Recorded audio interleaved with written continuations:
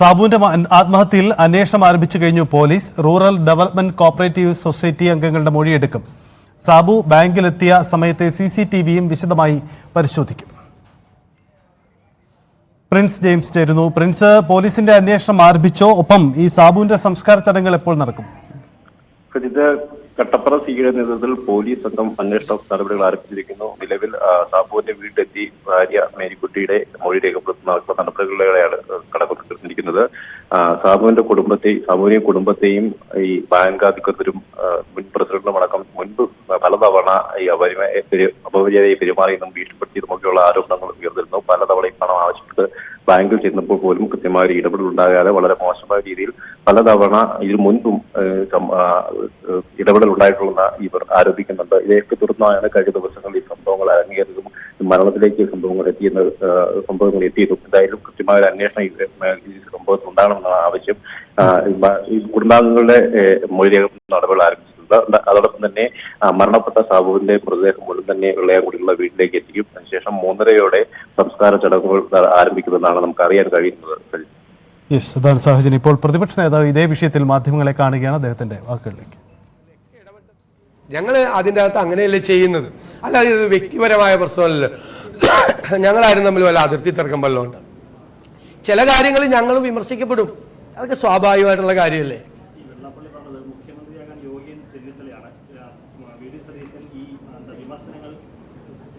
അല്ലല്ല, അദ്ദേഹത്തിന്റെ ഒരു അഭിപ്രായം പറഞ്ഞു. അപ്പൊ എനിക്ക് ഏറ്റവും സന്തോഷം, ഞാൻ പറഞ്ഞില്ലേ, ഞാൻ കഴിഞ്ഞ മാസം പറഞ്ഞത് 3ാമത്തെ തവണയും പിണറായി വിജയൻ അധികാരത്തിൽ വരും, അല്ലെങ്കിൽ LDF സർക്കാർ അധികാരത്തിൽ വരും, CPM അധികാരത്തിൽ വരും. ഇപ്പൊ അദ്ദേഹം 2026-ൽ UDF അധികാരത്തിൽ വരും, കോൺഗ്രസിന്റെ ഒരു മുഖ്യമന്ത്രി ഉണ്ടാവും. അതിന് അദ്ദേഹത്തിന് ഇഷ്ടമുള്ള ആളുടെ പേര്, അതിനെന്താ തെറ്റ്? ആന്നും തെറ്റില്ല. അദ്ദേഹം പറയുന്ന ആളല്ലേ, അദ്ദേഹം അങ്ങനെ ഓഫ് ഹാൻഡ് ആയിട്ട് എല്ലാം പറയുന്ന ആളല്ലേ. ആ കൂട്ടത്തിൽ ഇതും പറയുന്നെടുത്താൽ മതി.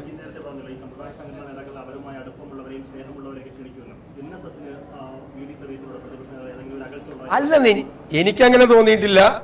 ഞാൻ അവരെല്ലാവരുമായിട്ട് നല്ല ബന്ധമാണ്. ഞാൻ അവരെ ആരെയും അധിക്ഷേപിച്ച് സംസാരിച്ചിട്ടില്ല. പ്രത്യേകിച്ച് NSSനെ ഞാൻ അഭിനന്ദിച്ച് സംസാരിച്ചിട്ടുണ്ട്. കാരണം 2019-ലൊക്കെ ഈ ശബരിമല വിവാദം കഴിഞ്ഞപ്പോൾ ഈ സംഘപരിവാർ ശക്തികൾ NSSലേക്ക് നുഴഞ്ഞു കയറാനൊരു ശ്രമം നടത്തി. അന്ന് അവരെ അടിച്ചതിനകത്ത് കയറ്റാതെ പുറത്തു നിർത്താൻ തീരുമാനമെടുത്തൊരു ലീഡർഷിപ്പാണ് NSSലുള്ളത്.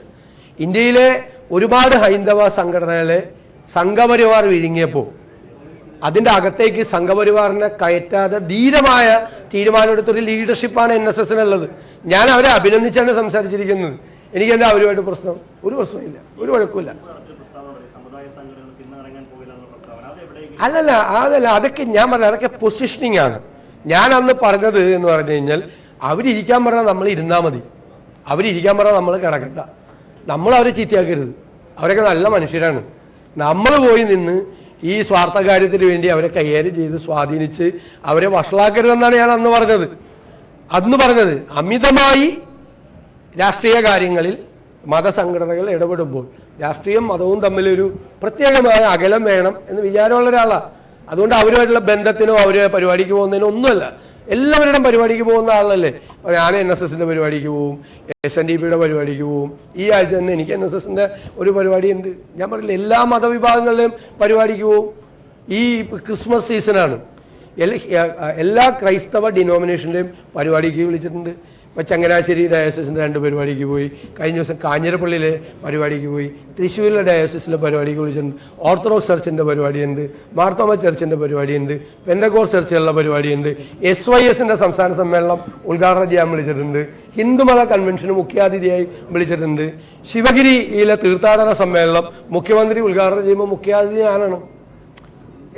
അതിനെന്താ?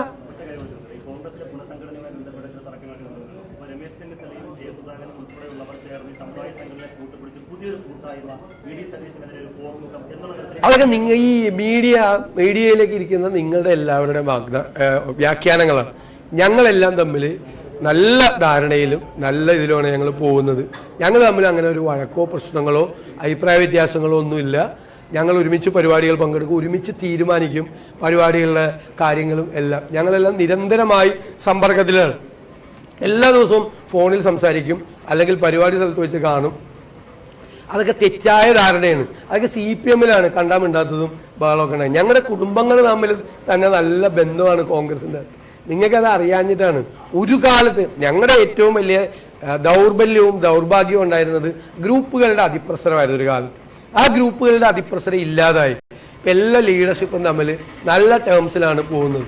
ഞങ്ങളെല്ലാവരും ഒറ്റക്കെട്ടായി നിന്ന് കഴിഞ്ഞാൽ ഉറപ്പായിട്ട് ഞങ്ങൾക്ക് കേരളത്തിലെ UDF-നെ കോൺഗ്രസിനെ തിരിച്ചു കൊണ്ടുവരാൻ നമുക്ക് പറ്റും. മനസ്സിലായില്ലേ? അതിനു വേണ്ടിയിട്ടാണ് നിൽക്കുന്നത്.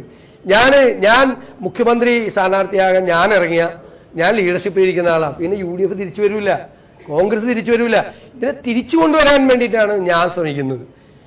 എല്ലാവരെയും കൂട്ടിയോജിപ്പിച്ചുകൊണ്ട് എനിക്ക് കിട്ടിയിരിക്കുന്ന അസൈൻമെന്റ് ഡൽഹി ദേശീയ നേതൃത്വവും കേരളത്തിലെ MLA-മാരും കോൺഗ്രസ് MLA-മാരും തന്നിരിക്കുന്ന അസൈൻമെന്റ് നമുക്ക് തുടർഭരണം പോയി ഇല്ലേ, നഷ്ടപ്പെട്ടു നമുക്ക്. ഇതിനെ തിരിച്ചു കൊണ്ടുവരാൻ വേണ്ടിയിട്ടുള്ള കാര്യമാണ് ചെയ്യുന്നത്. ഞങ്ങളത് ഭംഗിയായിട്ട് നിർവഹിക്കുന്നുണ്ട്. ചെറിയ ചെറിയ ഇതൊക്കെ വരും. ജനാധിപത്യ പാർട്ടിയല്ലേ, അഭിപ്രായങ്ങൾ വരും. ഇപ്പൊ ഇരുമ്പ് പറയലുണ്ടായിരുന്ന ഒരു പാർട്ടിയുടെ പുറത്ത് അത്രയൊന്നും പ്രശ്നം കോൺഗ്രസിലില്ലല്ലോ. എന്തോരം പേരെ ഇപ്പോൾ വന്ന് കോൺഗ്രസ് ചേരണത് നിങ്ങളൊന്നും കാണുന്നില്ല, വാർത്തയും കൊടുക്കണില്ല, ഒന്നുമില്ല. ഏതെങ്കിലും അറിയപ്പെടാത്ത ഒരാൾ കോൺഗ്രസ് വിട്ടുപോയ അന്നത്തെ ദിവസം 5-6 മണിക്കൂർ ചർച്ച ചെയ്യണ്. എന്തോരം പേരെ കോൺഗ്രസ് ഞാനിപ്പോ എറണാകുളത്ത് തന്നെയല്ല സംസാരിക്കുന്നത്.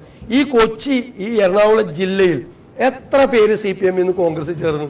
നിങ്ങളൊന്ന് അന്വേഷിച്ചു. നിങ്ങൾ വാർത്ത കൊടുക്കാണ്ട കോൺഗ്രസ് ചേരുമ്പോ എന്താ വാർത്ത കൊടുക്കാത്തത്? ഈ വയനാട് പുനരധിവാസ പട്ടികയിലെ കരട് പട്ടികയിൽ ഈ അർഹരായ പലരും ഉൾപ്പെട്ടിട്ടില്ല, പല പേരുകൾ ഇരട്ടിപ്പുണ്ടായിട്ടുണ്ട്. അത് അങ്ങനെ ഒരു വാർത്ത ശ്രദ്ധിച്ചു. തീർച്ചയായിട്ടും ഞങ്ങളത് പരിശോധിക്കും. ഞങ്ങളുടെ പഞ്ചായത്ത്, ബ്ലോക്ക് പഞ്ചായത്ത്, ജില്ലാ പഞ്ചായത്ത് ഒക്കെ അവിടെ ഉണ്ട്, ജനപ്രതിനിധികളെല്ലാം ഉണ്ട്. അപ്പോൾ അവിടെ അർഹരായ ഒരാൾക്ക് പോലും അവിടെ നീതി നിഷേധിക്കപ്പെടരുത് എന്ന് ഉറപ്പുവരുത്തും. അത്രയേ ഉള്ളൂ. എന്താ സംഭവിച്ചതെന്ന് നമ്മൾ അന്വേഷിക്കട്ടെ. നമ്മൾ വയനാട് വിഷയത്തിൽ അങ്ങ് ചാടിക്കേറിയ എല്ലാ കാര്യത്തിലും പറയുന്നില്ല. ഞങ്ങൾ അത് ഒന്ന് പരിശോധിക്കട്ടെ. അവിടെ നമ്മുടെ MLA ഉണ്ട്. MLA-യുടെ നേതൃത്വത്തിൽ വളരെ കീനായി ഈ കാര്യങ്ങളെല്ലാം ശ്രദ്ധിക്കുന്നുണ്ട്. വയനാട് ജനപ്രതിനിധികളെല്ലാം ഞങ്ങളുടെ കൂടെ നിൽക്കുന്നവരാണ്. അവര് രാപകലില്ലാതെ ഈ പാവങ്ങളുടെ കൂടെ ഉണ്ട്.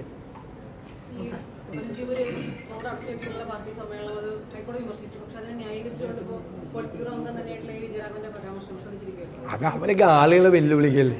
റോഡിൽ കൂടി കാറിൽ പോകുന്ന ആളുകൾ എന്തിനു വെല്ലുവിളിക്കുന്നത്? അമ്മായിയമ്മയെ കാണാൻ പോകാന്നൊക്കെ പറയണത് എന്തൊരു ഭാഷയാണ് ഇങ്ങനെ ഉപയോഗിക്കുന്നത്. റോഡിൽ കൂടി എന്തെല്ലാം ആവശ്യത്തിന് ആളുകൾ പോകുന്നത് ഇല്ലേ?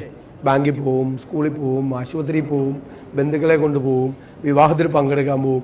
മനുഷ്യന് ഓരോ ആവശ്യത്തിന് കാറിൽ കൂടി പോകുമ്പോൾ അമ്മായിയമ്മയെ കാണാൻ പോകാന്ന് എന്നൊക്കെ പറഞ്ഞ് ആക്ഷേപിക്കുന്നത് ശരിയാണ്. CPM-ന്റെ ഒരു പോളിറ്റ് ബ്യൂറോ മെമ്പർക്ക് യോജിച്ച രീതിയിലാണ്.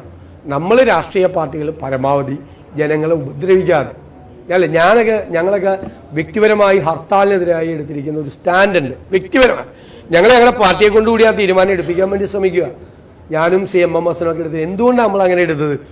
നമുക്ക് സംഘടിതമായി ചെന്നിട്ട് നിങ്ങൾ ഇന്ന് ആശുപത്രി പോകണ്ട, നിങ്ങൾ ഇന്ന് സ്കൂളിൽ പോകണ്ട, നിങ്ങൾ ഇന്ന് ജോലിക്ക് പോകണ്ട, ഇന്ന് പണിക്ക് കയറണ്ട എന്ന് നമ്മൾ പറയുന്നത് ഒരു ഭരണഘടനാ വിരുദ്ധതയുണ്ട് അതിൻ്റെ അകത്ത്. നമ്മൾ ശരിയല്ല എന്നൊരു തോന്നലാണ് ഞങ്ങളൊക്കെ വർഷങ്ങളായി, പതിറ്റാണ്ടുകളായി ഈ ഹർത്താലിനെതിരായിട്ടുള്ള വ്യക്തിപരമായ സാധനം. ഞങ്ങൾ സമ്മർദ്ദം ചെലുത്തി ഞങ്ങളുടെ പാർട്ടിയെ കൊണ്ടുകൂടി ആ സ്റ്റാൻഡ് എടുപ്പിക്കാൻ, മുന്നണിയെ കൊണ്ടുകൂടി ആ സ്റ്റാൻഡ് എടുപ്പിക്കാൻ വേണ്ടി ഞങ്ങൾ ശ്രമിക്കുകയാണ്. നമ്മുടെ ഭാഗത്ത് രാഷ്ട്രീയ പാർട്ടികൾ എന്നുള്ള രീതിയിൽ ജനങ്ങൾക്ക് ബുദ്ധിമുട്ടുണ്ടാകണം, എന്തെങ്കിലും തെറ്റ് പറ്റും, മാപ്പ് പറഞ്ഞേക്കണം, ഇനി ആവർത്തിക്കില്ല എന്ന് പറഞ്ഞേക്കണം. ഇപ്പൊ ഹൈക്കോടതിയുടെ ഉത്തരവുണ്ടായി, ബോർഡുകൾ എല്ലാം. ഞാൻ എല്ലാവരോടും പറഞ്ഞു പരസ്യമായിട്ട്, നമ്മൾ ഇനി ബോർഡ് വയ്ക്കരുത്, അത് ആളുകൾക്ക് ബുദ്ധിമുട്ടുണ്ടാക്കുന്ന സംഭവമാണ്. റോഡിന്റെ അകത്തുകൊണ്ട് ബോർഡ് വയ്ക്കല് പരമാവധി നമ്മൾ ആളുകൾ വെക്കാതിരിക്കണം, ശ്രദ്ധിക്കണം. ഞങ്ങൾ എല്ലാവർക്കും നിർദ്ദേശം കൊടുത്തു. അത് ഹൈക്കോടതിയുടെ ഇടപെടൽ ഞാൻ സ്വാഗതം ചെയ്യാണ്. അത് പൊതുസമൂഹത്തിന് വേണ്ടിയിട്ടുള്ള. പ്രതിപക്ഷ നേതാവ് VD സതീശനാണ് മാധ്യമങ്ങളെ കണ്ടത്. കട്ടപ്പനയിലെ നിക്ഷേപകന്റെ മരണത്തിലടക്കം അദ്ദേഹം നിലപാടെടുത്തു. ഒപ്പം തന്നെ കോൺഗ്രസിൽ സമീപകാലത്തുണ്ടായ വിവാദം സതീശനെ തള്ളി NSS നേതൃത്വം രമേശ് ചെന്നിത്തലയോട് അടുക്കുന്നോ എന്ന ചോദ്യത്തിനുമുള്ള മറുപടിയാണ്. താനും NSS നേതൃത്വവുമായി നല്ല ബന്ധം, NSS നേതൃത്വത്തെ പുകഴ്ത്തിയാണ് സതീശനും നിലപാടെടുക്കുന്നത്.